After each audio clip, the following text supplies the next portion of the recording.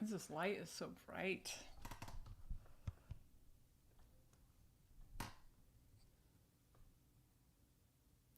All right, I think I got the volume thing figured out. So for podcasts, I need to turn it way down, and for live streams, a different app, I need to turn it way up.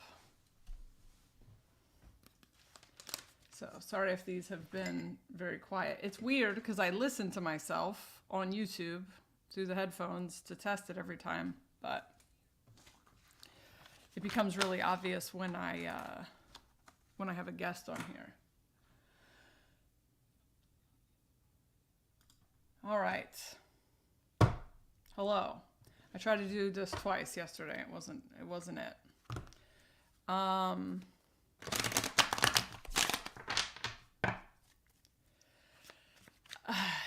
This energy, it's interesting. In my own personal life, it's hurry up and wait.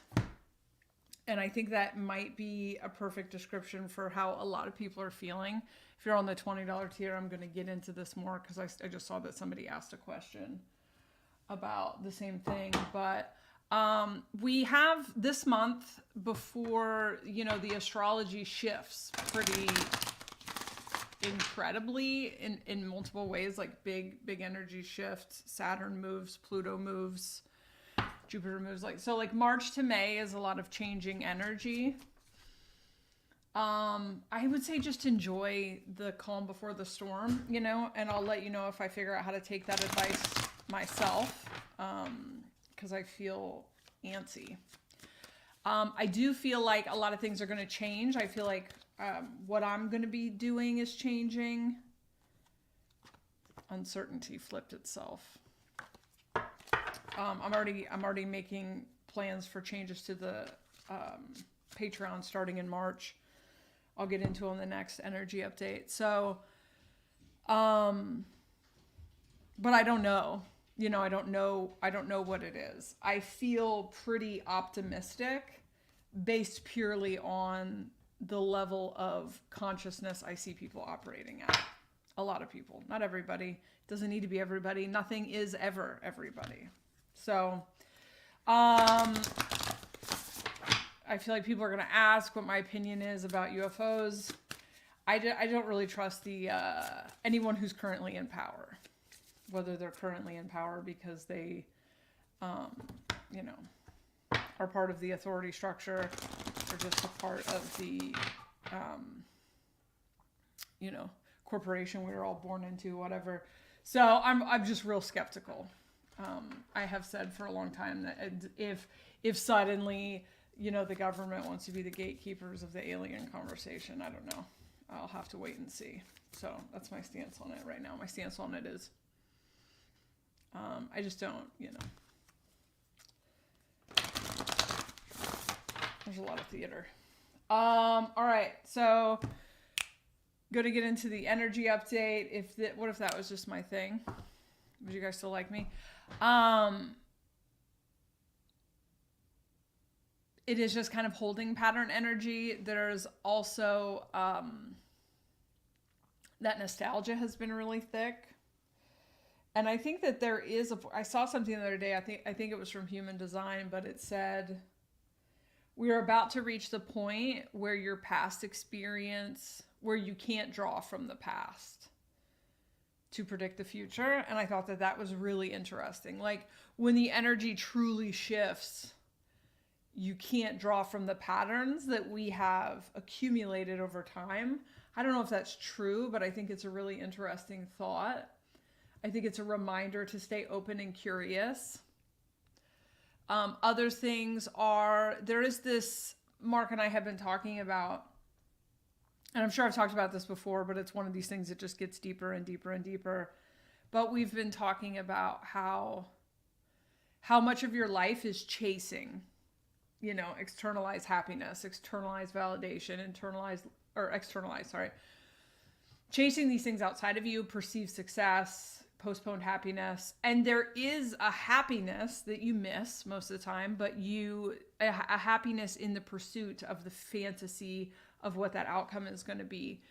And there is a melancholy that comes in with waking up where you realize it's here or nowhere, which is the thing we say, right? But we are learning that in a much deeper way. And I think there is a sobering period of the awakening that I think is so good for us and is so helpful. And that's part of what I feel the next couple of years being. I feel like a lot of the pie in the sky aspects of spirituality will need to be grounded. And that really is just in line with the timing of like this big kind of awakening happening in 2017. Now we're past the 5-year mark. You know, a lot of people here like woke up in 2020. But I mean, as a collective, we're moving out of that infancy, that toddlerhood, and learning how to actually apply like a lot of these ideas. And that is exciting to me. That period of it is exciting to me. And that's part of why I think I want to shake things up, do things differently, decide if I still want to be doing this, like kind of see where the wind takes me, but the wind's not here yet. And so if you feel yourself once again with that revving at the starting line, energy, let's see what's up after March. You know, sometimes the revving at the starting line is just internalized expectations of how productive you should be. And just ignoring the fact that you've done an enormous amount of internal work and reprogrammed yourself for a world that's not here yet. I do feel a lot more building than dying, to be honest. I feel like there's still death, and by death, I'm not talking about physical death, I'm talking about collapsing of structures, but I feel like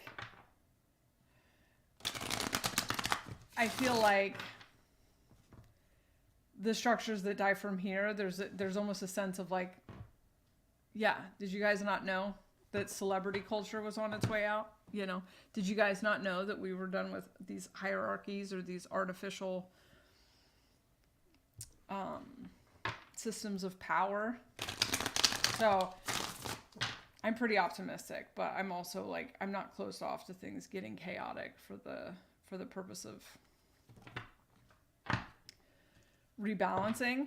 I was jotting down some notes for the episode I'm gonna do tomorrow, hopefully. I've tried a couple times. It's just really hard to get that channel open right now. But I got kind of slapped in the face with something, and I'll probably get into it on the podcast, but I'm very guilty of this. Very guilty of this. If guilt is a thing, I'm very guilty of it. Of getting attached to the constructs of the game as if those constructs are more virtuous or good or whatever. And I think that's part of our role, right?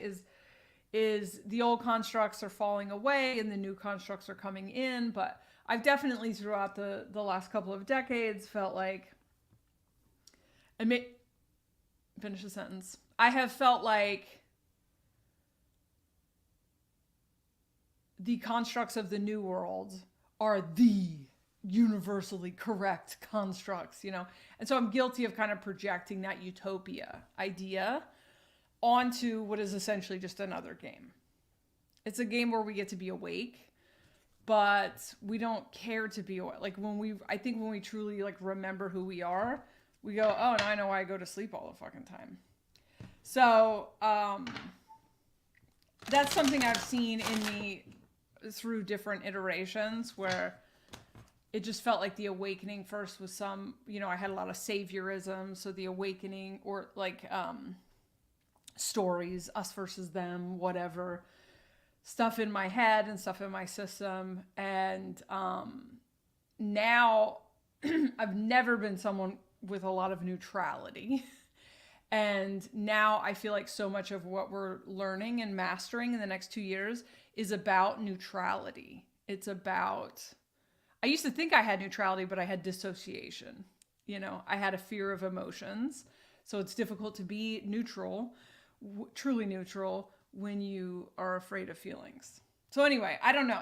It's really, hopefully I didn't just make it sound too complicated, but it feels like in many ways we're moving out of grade school and into like advanced middle school, maybe. I even want to say high school. Like some of this feels like trigonometry when you start to get into the deep paradoxes and whatever. But at the end of the day, it's still just kind of about finding out who you are, what makes you tick, and what you want. But I feel like the world that we're going into is one that I'm very wired for. If I'm right about what we're going into, which is like an individuality celebrated autonomous ecosystem that naturally corrects itself because everyone's being their true individual self. And that is just like music to my ears. I mean, that's very much like how I'm personally wired. Not everyone's wired that way. Not everyone likes that. And that's something I've had to learn being a mom, where I just make autonomy the center of the universe, and my kids aren't necessarily wired like that, you know? So there have been times where my one kid's just like, you're stressing me out. Can you just fucking make the decision for me? And I'm like, what? And I've noticed that in society. I'm like, why do you want someone else to tell you what to do? So I'm thinking a lot about how utopia is maybe subjective. That was a ramble. All right. If this is your first energy update, apologies always. I'm going to start the reading now. So I feel like such a robot trying to do these while I'm moving. It's so funny. It's essentially a pick a pile. If you go back, I can't delete this. I don't have time to delete this. So you're stuck with it. I can't tell if it's like I procrastinate. I do definitely work better with a deadline. I do almost need that. I've noticed that with this move is like, I just kind of need to be in crunch time to really get things done. But the other thing I've noticed is, who knows if the ones I delete are just fine, or, you know, they're just the same, but I have time to do it again. So I just keep deleting them until I don't have time. So I don't have time. Did you guys know there's like a football game tonight? I didn't find that out until we invited some friends to get together before we leave. And they were like, for the Super Bowl? And I was like, huh. And apparently it's Philly. I don't know who the other team is, but it's Philly, which is, you know, I'm from Delaware. Anyway, if you go back to the post, then turn right and run and never come back, because this is a fucking mess. It'll say how many piles there are, and you can pick a pile from there. You can go, okay, number 3 is going to be for me. Or you can go, number 3 is going to be for this question, and number 7 is going to be for this question.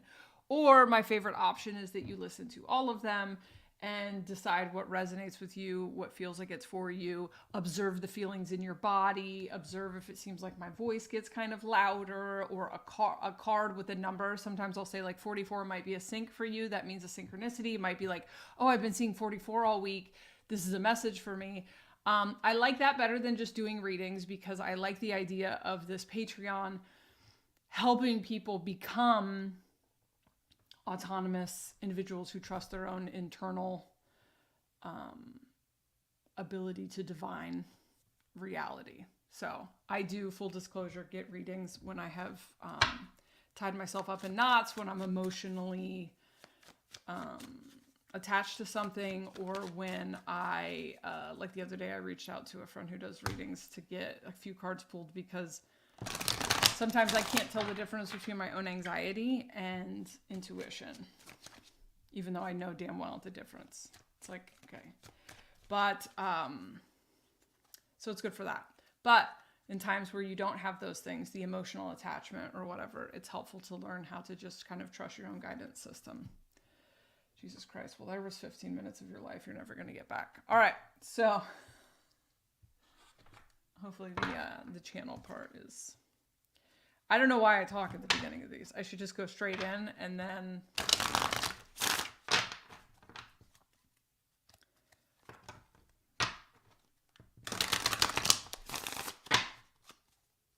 and then let you go.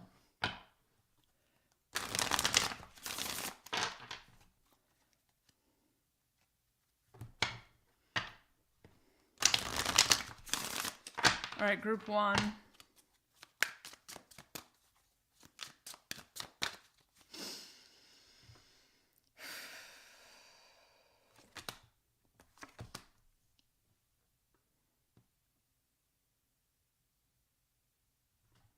Dude, it's kind of a little hot.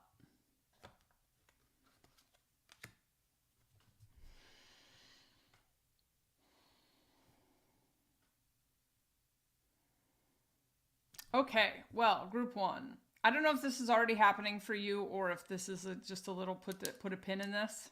I guess you'll know. But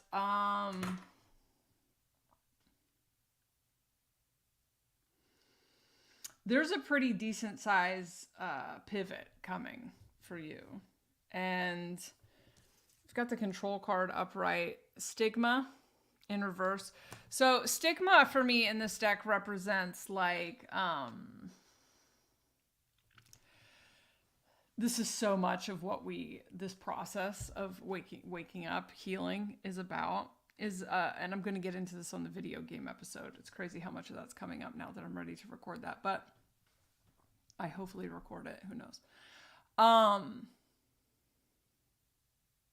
The old reality was very focused on survival amongst the group, right? And so you had to have the support of other people. And we learned how to get that support through creating PR campaigns, kind of to get the support from other people. Like we are not historically, and I can't speak for other cultures, but we are not historically in this moment of time in this culture great at being like, hey, I'm going to do this. And I understand that you don't agree with it and that's okay. We don't tend to do that. We tend to, and maybe it's different now, but historically we tend to try to convince the other person that this is the right thing for us to do or whatever. Or we don't do it. We don't do what's best for us because we want to be liked. So that is really being, a lot of pressure is being put on that for a lot of people. I can see this a little bit in my life as well. So stigma is less right now about, people don't like, taboo or whatever, or because a lot of those things are changing. We're changing those things. Things that used to be stigmatized 5 years ago are not stigmatized now. This is more about you and your own personal life. The clarifier here I got is right.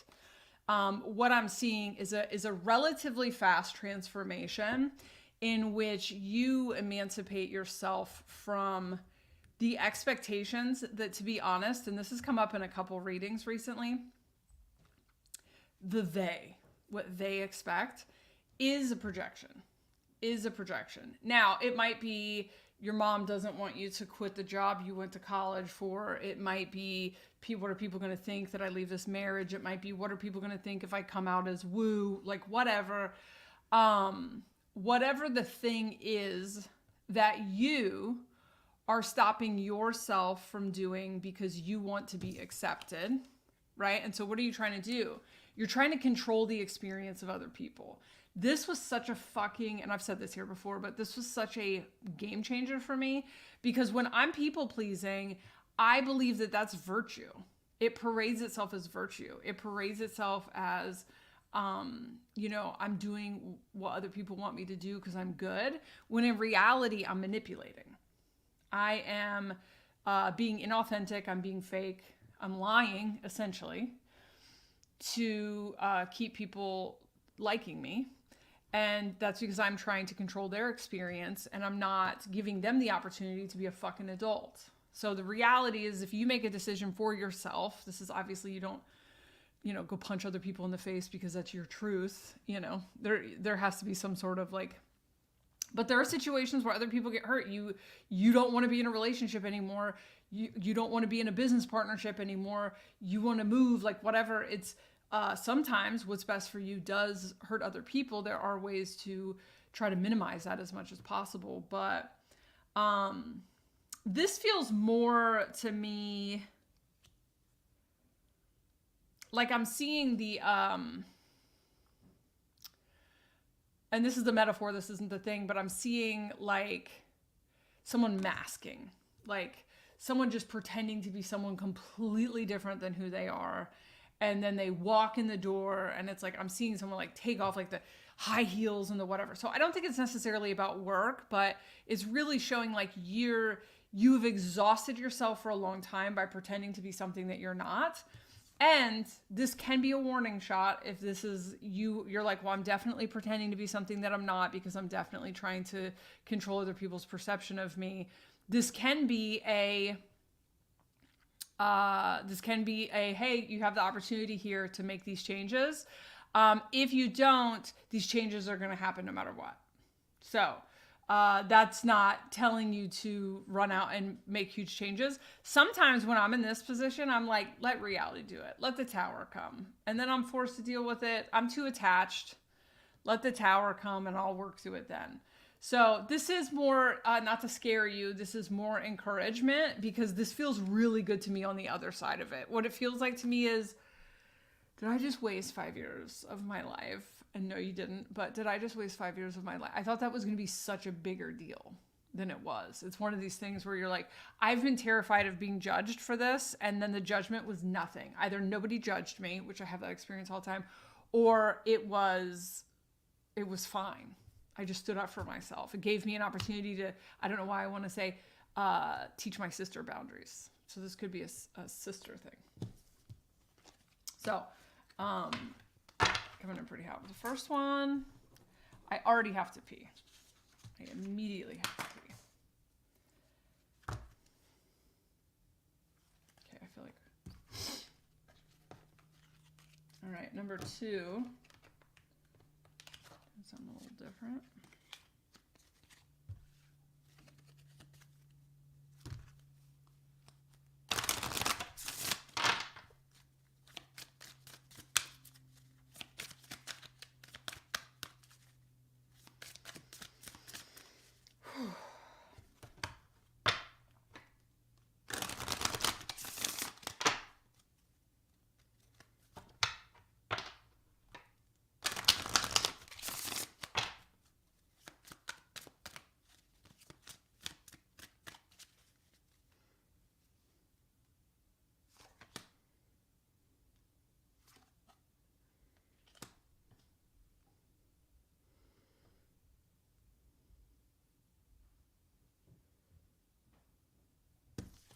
I'm gonna start over.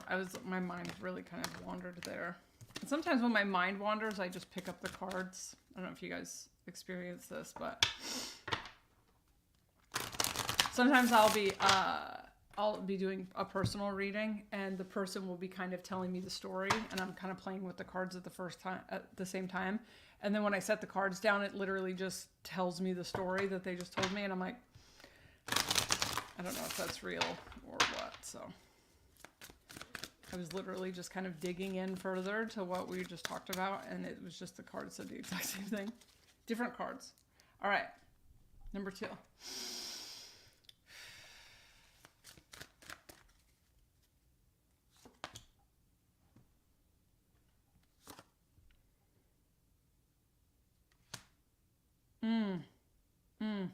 Okay, I don't even need to pull more cards. This came up so much. I did a few sessions last week. There were some people who wanted sessions sooner rather than later, and which I've taken them off my website for right now. I'm taking maybe a longer break, but I don't know. I change my mind all the time. Okay, so this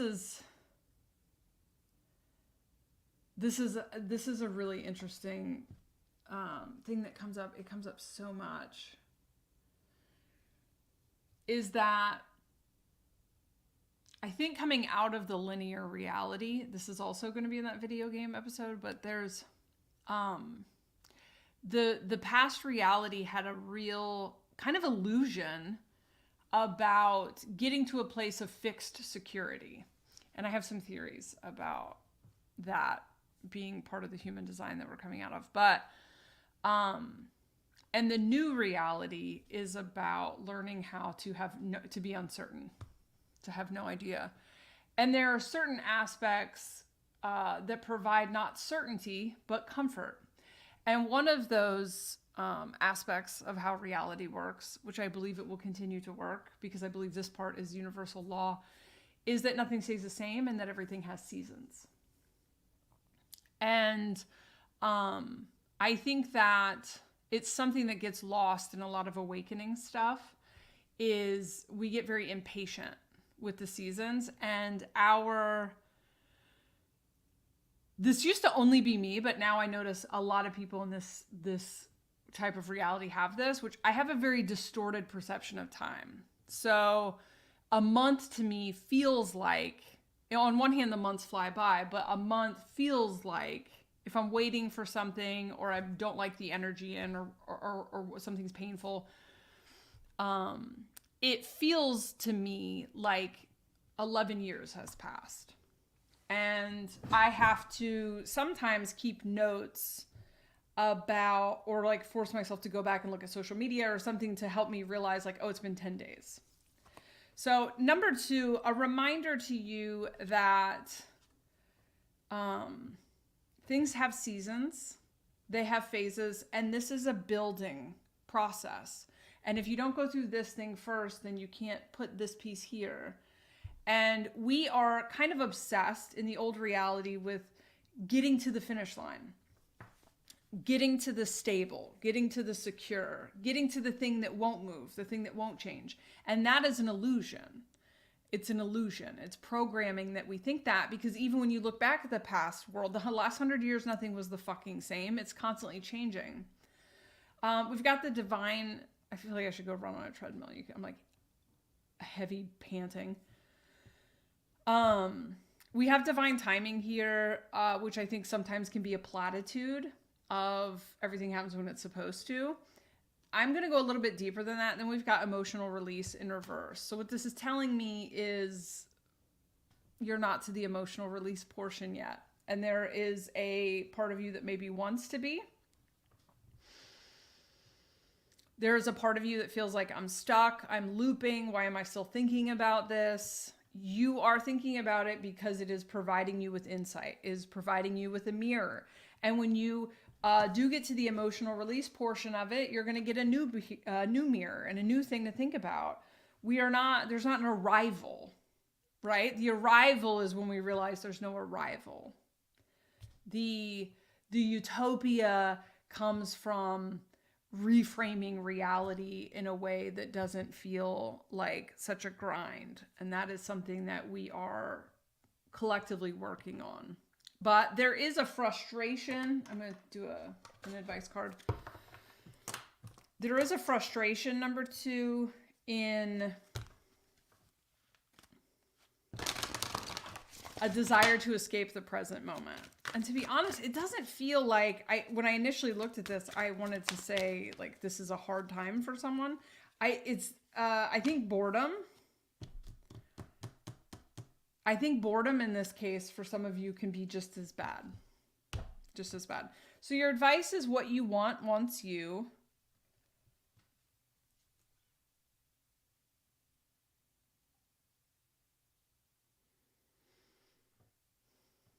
Interesting. So sometimes when we're in a space that we don't want to be, whether it is boredom, disillusionment, melancholy, I think some of these are going to cycle through in the next couple of years. That's a growing up thing. Feel free to take a break. Part of what causes this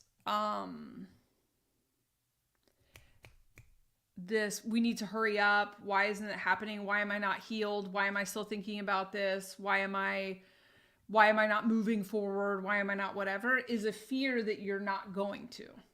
It's a fear that you're never going to accomplish anything. Okay. This is a big wound for people right now. Like, people are really struggling to take a few years off and get to know themselves. That's mostly programming, as far as I understand, right? We have all of this. You need to accomplish something. And when you very first start to wake up, you're like, oh my gosh, we're going to do so much. And then here we are doing so much. And we're like, when are we going to do something? And it's like, oh, just rewriting the entire programming of your consciousness. That's not enough for you. What is it that you want to do? You want people to see it? Check in with your body. Does that actually fucking matter anymore? No. Okay. Well, then there's a little bit of disillusionment and melancholy, because we're like, that was the thing I was trying to articulate at the beginning. It's like, the things we used to chase don't fucking matter anymore. So now what? And this is such an annoying answer. It's the present moment.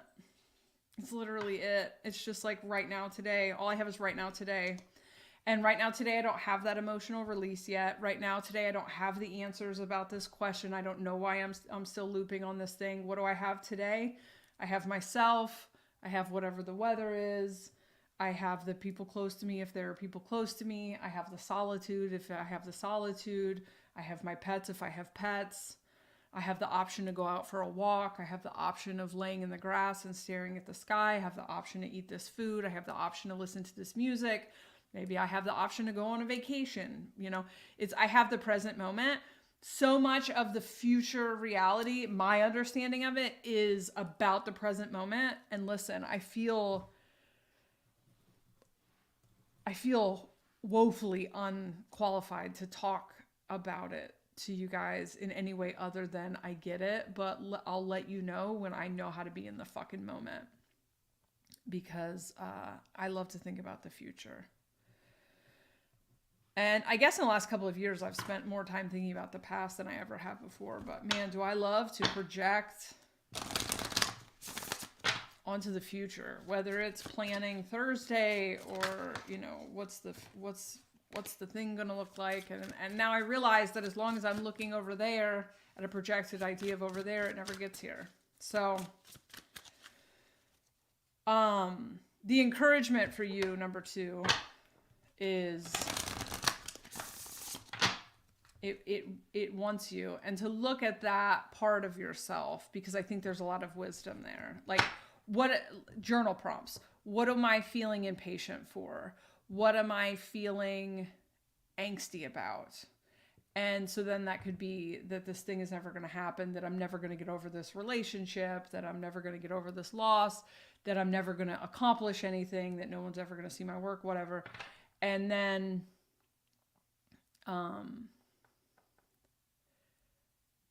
spend some time with, what if it does want you?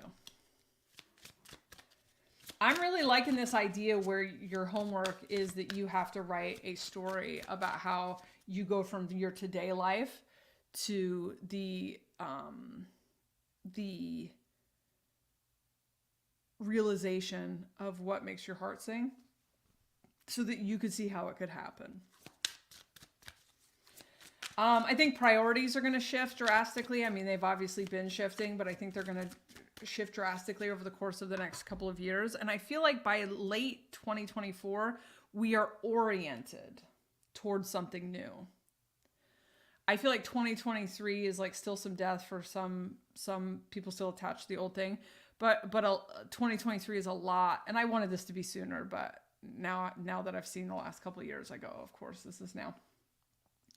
A lot of the beginnings of the imaginings of what's to come, but it feels like a full orientation towards the new, like a boredom with death energy by late 2024 at the latest. So yeah, it's a shift. It's something different for sure. And you know, some people are already in this. And some of us are addicted to the death part, and that's also fine. We'll figure it out. All right, number 3. I'm going to have to stop being so long-winded.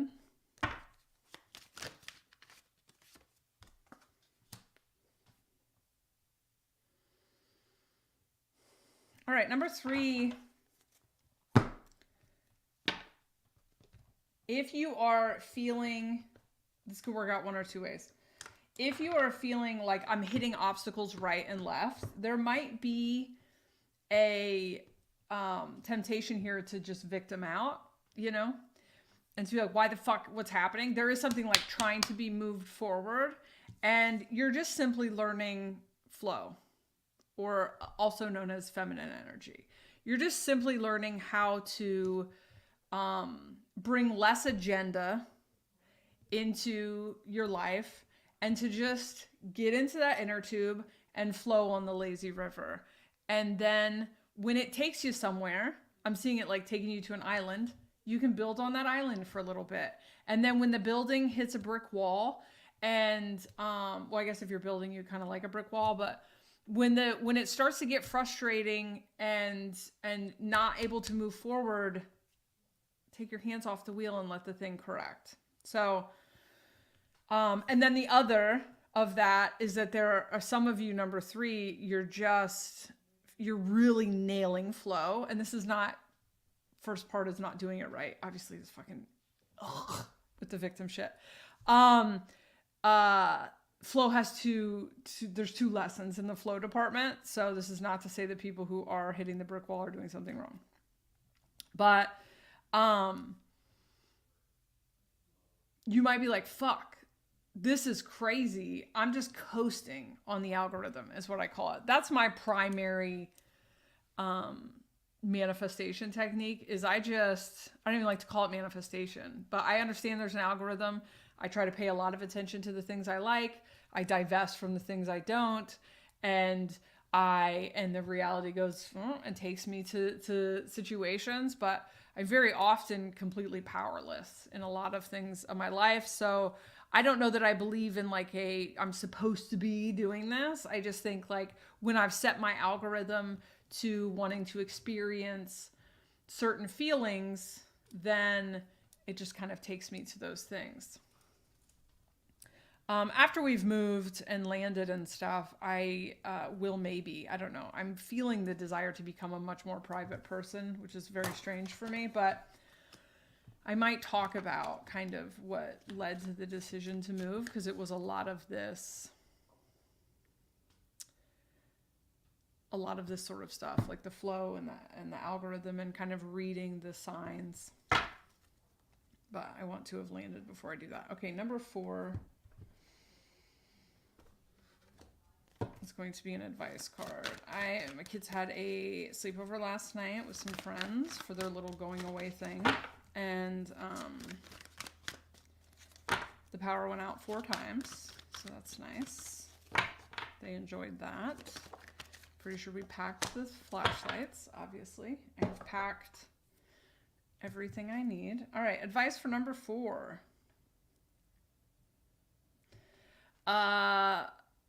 Sorry, this just makes me chuckle a little bit for the people who picked number 4. This could also be for number 3 as well. Sorry, number 2 as well. This one's on you. You're not going to get an answer. This is all about learning to trust yourself. So your journal prompt, I think, to just kind of help you suss this out is, my favorite journal prompts. If no one would be mad at me, if there were no consequences, what would I want? What would I want to do? What feels good in my body? That can be a little bit, that takes a while to, I guess, learn to speak that language.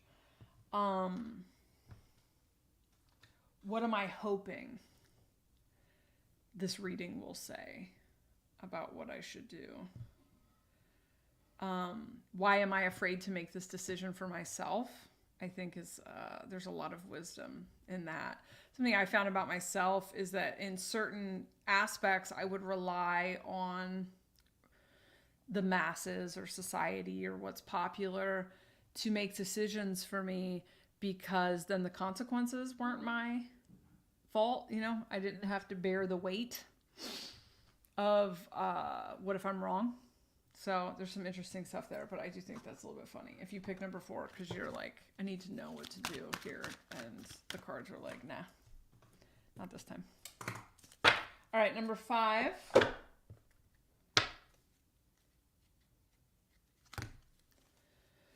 Last night when I came in to record, I just finished making the kids some blondies, and I was like, all right, I'm doing a live stream, so please be quiet downstairs. And then the kid was like, is your mom a YouTuber? And then the kid, the way that Lily describes, I mean, you've got to just tell people I'm a comedian. And Lily was like, no, my mom does tarot readings. She does them on live streams.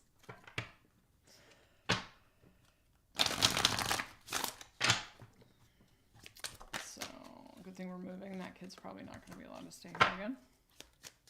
All right, number 5. What do we got? Okay.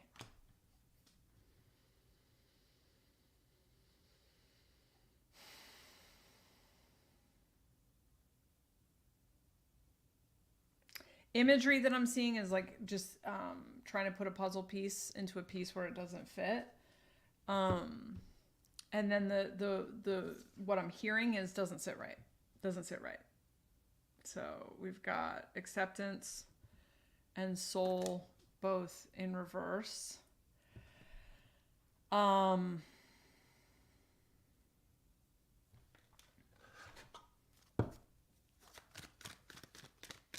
that's really interesting to me is how, maybe this is, okay, yeah. Maybe we're already done with this reading since we're already repeating a little bit. But she feels she knows is the clarifier here. Number 22, huge sync for me. Dissonance. I'm feeling dissonance here. So ways that this could show up are you're making a decision, or it's not even making a decision. It's almost like going along with a narrative that maybe you can mentally make sense, but your gut is telling you something different. Or you're making a decision based on mental musings, mental logic. It feels like something you've already done. It feels like something you're participating in.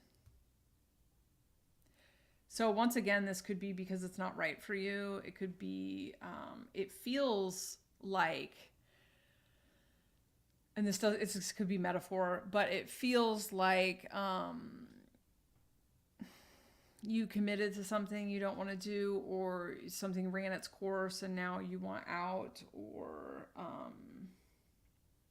but it feels relatively new also. It almost goes back to the last one. Which is interesting because remember that had that 2 and this is the 22. There's a real need to trust your gut, and there's a bypassing of your knowing what you know in favor of what other people know. And a lot of times what other people know is what they think other people want them to know. Yeah, it's just not trusting your gut. And I don't know that I have advice for you other than to just look at that. Because that was the advice card, was she feels she knows. So it's almost like, just admit it. That's all. Just admit, just break that dissonance for a second between your mind and your body, and look at it. And then you'll know what to do. Or maybe you don't need to do anything. Because to a certain extent, it feels done already. And so it might just be one of those things, which is very normal on our path.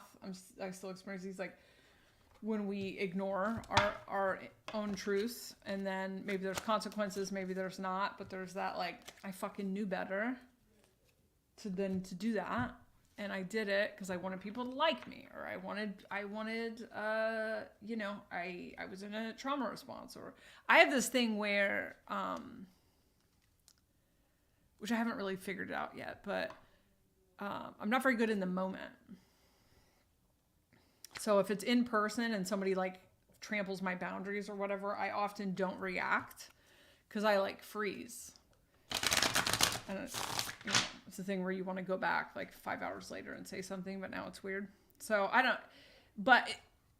the point is that it doesn't feel like there's necessarily anything to do there. It's just for you to go, oh, that's what happens when I ignore my truth, is it works out how I thought it was going to work out, kind of thing. All right. Number 6.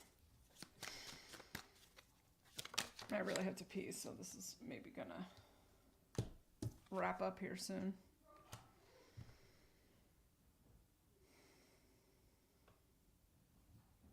Okay. Number 6.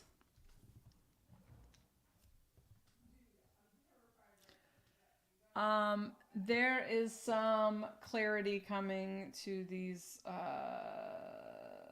teenagers that I told to be um, quiet. Hold, please. Can you guys go upstairs?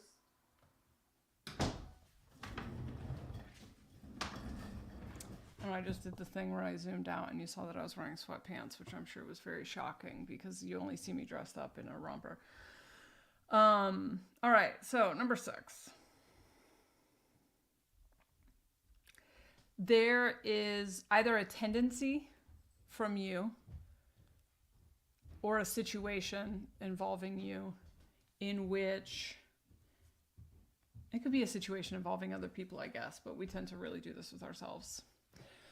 A big thing that we're learning right now is that there are 2 sides to everything, and that is not to invalidate one side or the other. That is to, we cannot become more compassionate while being obsessed with fighting with each other, you know? What we want is to become more compassionate to a certain group of people and still continue to refuse to see the humanity in other people. There's going to be a lot of pressure put on that in the next couple of years. There kind of already is. But you personally, number 6, are getting the opportunity to see ways in which, I love this imagery, see ways in which your wounding puzzle pieces fit perfectly inside of other people's wounding puzzle pieces. And maybe a situation in which you felt super victimized by someone who was definitely a hand-wringing villain in this situation was actually just someone also being reactive or also acting out in their wounding. And, oh, this is interesting because this is my, when it's upright, I get this, like, it's soup. I think of like medicine. And truth, whenever I have a truth card, it is, we're talking about self-deception and being honest with ourselves. So when we're acting out of our subconscious, when we're acting out of our subconscious programming, when we're telling ourselves the truth, okay? The shift card, though, I'm just realizing is in reverse. And what also is interesting is it's in reverse and we're not seeing things clearly. See how foggy that is? Is when we're looking at things through the lens of our perception. So I want you, number 6, to put a pin in this. And if you find yourself wound up in a tight, irritated frenzy fight with somebody, this feels it could be people on the internet, but it feels sister, ex, you know, best friend, partner, whatever. It feels relatively close because these are where we are more likely to find compassion, and then we eventually learn how to do it. Or you might be observing this in other people. This might not be happening to you. You might be seeing this dynamic play out. We are learning the ways in which our wounding and other people's woundings fit together perfectly, and then we play out these scenarios through projection, okay? But the shift card is in reverse, so I think we're not, so we're in like self-deception and like playing out our own narratives. So there is an opportunity here to realize it, but I feel like maybe you haven't realized it. But if you find yourself in that tension, there is an opportunity to say, okay, what if I drop down into the heart space? What if I take 5 minutes to like force myself for 5 minutes journaling? This can help in journaling.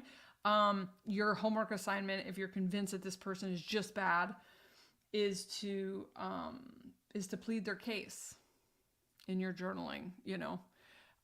That can sometimes trigger a feeling of like, I'm letting them off the hook. You know, we're all so afraid of letting people off the hook. But just a few times of dropping into the heart space and getting vulnerable, a whole new world opens up of compassion and the ability to set boundaries and do what's best for us, but also, you know, see the humanity in people who are also just being reactive in their own trauma 9 times out of 10. 9 times out of 10, not real villains. All right. I'm going to do one more, and then I'm going to pee on this chair.